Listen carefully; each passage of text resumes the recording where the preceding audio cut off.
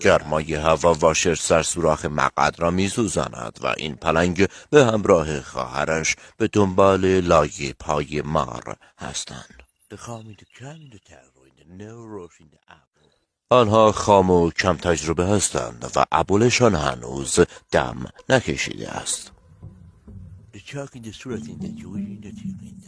جوجه تیغی ها شاید صورتی باشند ولی پسورد چاکشان خیلی سخت است.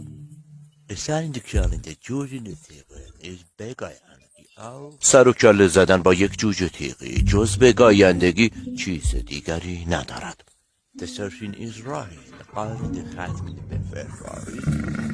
آنها دنبال راهی هستند که جوجه تیغی ها را راضی کنند و قائل ختم به فشار شود.